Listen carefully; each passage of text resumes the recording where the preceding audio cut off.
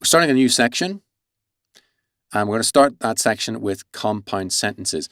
Now, up till now, we've only been touching upon sentences with one clause only, but sentences can have many clauses, at least several. So compound sentences. What is a compound sentence? Well, it's composed naturally of more than one thing.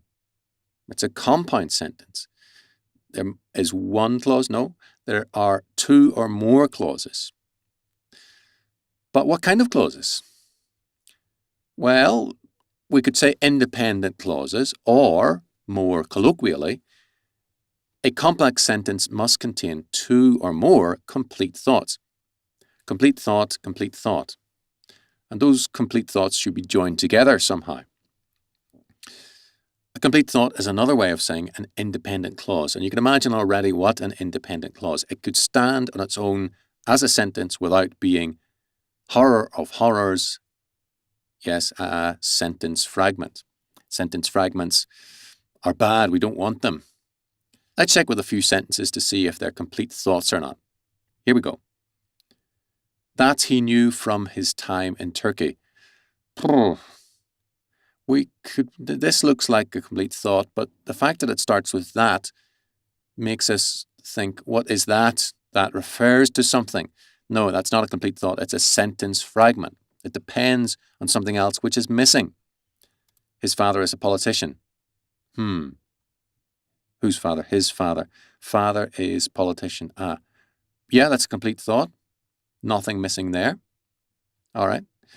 While she was sweeping on the front porch. Oh, immediately we want to ask, what? What happened while she was sweeping on the front porch? This while is drawing us to another phrase which isn't present. So no, that is a sentence fragment. It's not a complete thought. So it's easy for us instinctively, regardless of our grammar background, to identify what is a complete thought and what is an incomplete thought. But how do we diagram them? How? Let's have a look. We diagram from verb in the top sentence in order of appearance to the bottom verb via a dashed step. I'll draw a dashed step. You'll enjoy this, I think. Dash, dash, dash, dash, dash, dash, dash, dash, dash, dash, dash, dash, dash, dash, dash. So verb here linking to a verb here, and we put the what's the name of a word which joins two things together? Begins with C, 3 syllables.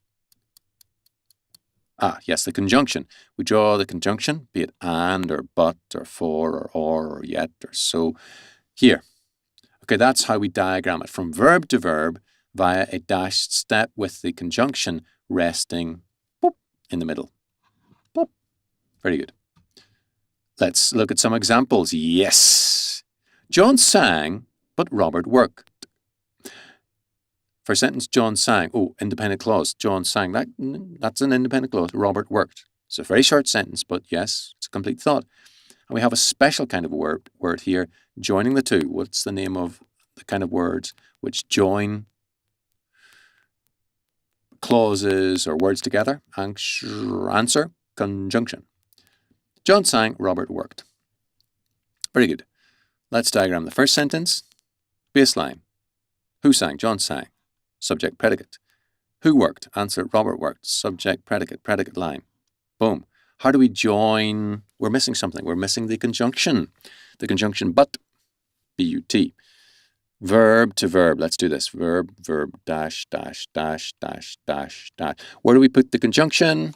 Answer, on the vertical part of the step. But. And that's how it's done. Excellent. Let's try another one. John sang for he was happy. Let's have a look. 2 independent clauses. John sang, yes, that's a complete thought. He was happy, yes, complete thought. Good. John sang, baseline, predicate line. Who sang? John sang. Subject, predicate. Who was happy? Answer, he was happy. Baseline, predicate line. Was, it's a conjunction of the verb to be. He equals happy. It's an equals verb or that's right, a linking verb. So we diagram that accordingly. This makes happy a subject complement, but also a predicate adjective. But how do we join the two? Oh dear, this is going to be difficult.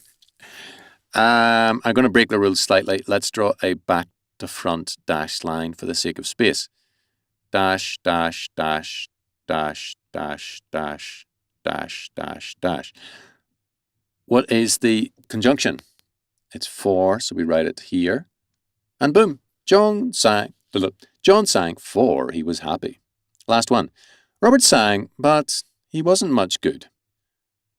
Robert sang, he wasn't much good. They're both independent clauses. They're joined by a, what's a special word which joins stuff? It's called a conjunction. Okay, let's have a look at this. Robert sang. Complete thought. Let's diagram it accordingly. Baseline. Boom. Baseline. Boom. Who sang? Robert sang. Subject, predicates. He was good. Who was good? He was good. Predicate line. Subject, predicate. How do we join the compound sentences? Answer by a dashed step. Dash, dash, dash, dash, dash, dash. Robert sang, he was good. What's the missing conjunction? But. B-U-T. He was good. Something missing here. Was is a linking verb. We're going to diagram that accordingly. That makes good a predicate adjective or a subject complement. He wasn't. He wasn't. That's an important modification. How good? He wasn't much good. Making much. What kind of a word can modify an adjective? Yes, an adverb. Well done. It's your turn to diagram some compound sentences. Enjoy. Thanks for watching. This video is part of a course that normally costs $29.99 at udemy.com. But click the link below and you get the course for only $9.99, a 66% saving. The course has all the exercises you need to master basic sentence diagramming and sentence grammar. So, click now for lifetime access with a 30-day money-back guarantee.